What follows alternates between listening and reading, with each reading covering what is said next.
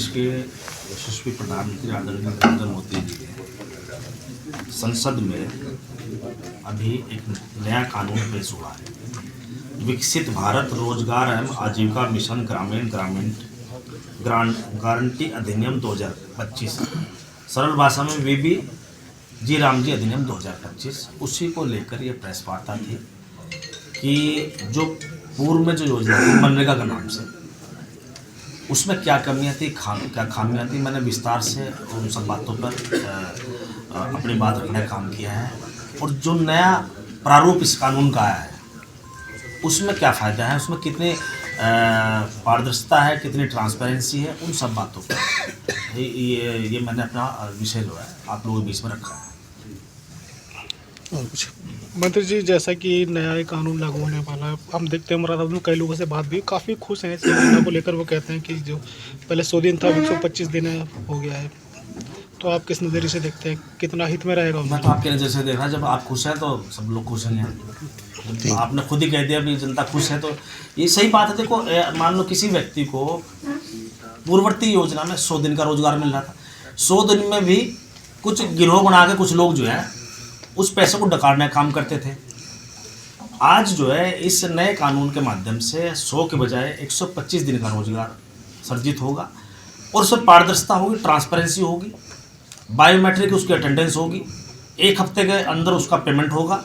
तो उनको ये महसूस होगा, नहीं वो जो पहली जो मनरेगा थी उसमें लाभ नहीं मिलता था। लोग जो है क्या करते थे, गांव स्तर पर एक गिरोह बना कर रखते थे, सारे जो है जॉब कार्ड इकट्ठे करके और फर्जी पेमेंट निकालने का काम करते थे। जो असली पैसा जो उसको मिलना चाहिए था, जितना निर्धारित पैसा है, वो उसको मिलता ही नहीं था, उसमें कटौती हो जाती थी।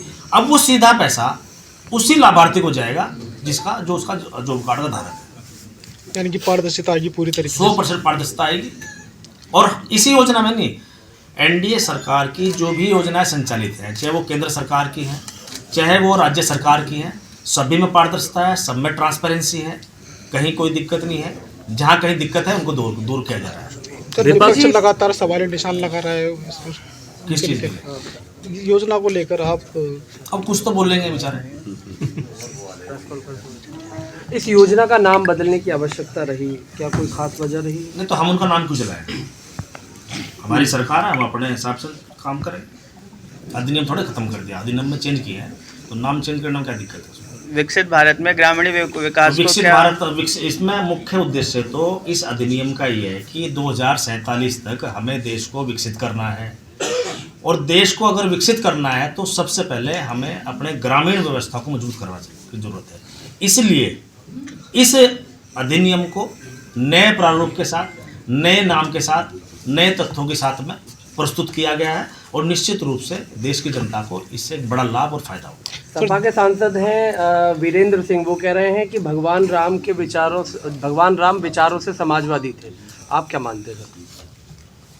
समाजवादी पार्टी तो बनी अभी 1993 में, कहाँ तक पता लग गया नहीं बात का। वो ये भी कह रहे हैं कि केशव प्रसाद मौर्य अखिलेश यादव के संपर्क में है। अरे तो बेकार का सवाल है। नहीं, आपको क्या लगता है, क्या ऐसे कुछ उठापटक? अच्छा, मैं क्या बता दूं इस बारे में, बताओ। जिस तरीके के सवाल सामने आ रहे हैं, और इस सवाल ही गलत है, कुछ सवाल ही नहीं है। और कुछ ग्रामीण महिलाओं को आत्मनिर्भर बनाने के लिए सरकार क्या योजनाएं बना रही है? इसमें महिलाओं को भी भागीदारी है। इस योजनाओं में महिलाओं को भी भागीदारी सुनिश्चित होगी, तो सभी को सशक्त, ग्रामीण अर्थव्यवस्था को सशक्त करना ही इस योजना का, इस अधिनियम का मुख्य मकसद भी है। हमारा टारगेट भी यही है कि हम ग्रामीण अर्थव्यवस्था को अपना मजबूत करें। जो ग्रामीण हमारी अर्थव्यवस्था, चौधरी चरण सिंह जी ने भी यही कहा था। उन्होंने यही कहा था कि यदि हमें देश को सशक्त बनाना है, देश को अगर मजबूत बनाना है, देश की अर्थव्यवस्था को मजबूत करना है, तो हमें ग्रामीण अर्थव्यवस्था को मजबूत करना पड़ेगा। उन्होंने स्पष्ट कहा था कि देश की तरक्की का रास्ता देश के खेत खलिहान से होकर जाता है। तो ये बात सच है। आज उसी बात को लेकर केंद्र सरकार काम कर रही है, राज्य सरकार उसी बात को लेकर चल रही है, उसी विचार को लेकर चल रही है। अगर उनकी बात को सही ना मानते, जो महापुरुषों ने हमारी बातें कही हैं वो सब सत्य हैं, वो कहीं ना कहीं धरातल पर आज होती हुई दिखाई देती है। आज उसी परिप्रेक्ष्य में आदरणीय प्रधानमंत्री जी ने इन सब बातों को समझते हुए, चौधरी चरण सिंह की नीतियों को, उनके विचार को समझते हुए उन्हें भारत रत्न देने का काम किया है। कोई छोटी बात नहीं, इससे पहले भी सरकारें रही, लेकिन किसी ने नहीं सोचा कि किसी एक किसान के पुत्र को, किसान नेता को, किसान मसीहा हो जिसने किसान को जनवाने काम किया, क्योंकि उसको भारत रत्न दे दें, नहीं दिया। तो मोदी जी ने दिया, हम उनका आभार व्यक्त करते हैं। तमाम किसान भाइयों ने उनका आभार व्यक्त किया। आज उसी लेकिन उसी महापुरुषों में गांधी जी को आप किनारे कर दे रहे किनारे नहीं चले, गांधी जी तो हमारे बिल्कुल दिल में है। हैं, मनरेगा में किनारे कर रहे हैं। विधानसभा में सबसे ऊपर फोटो गांधी जी का लगा हुआ है। विपक्ष का कहना है, विधानसभा मंडप के अंदर मनरेगा की बात कर रहे हैं। विपक्ष का कहना है नाम बदलने से योजना का अपमान है गांधी जी का।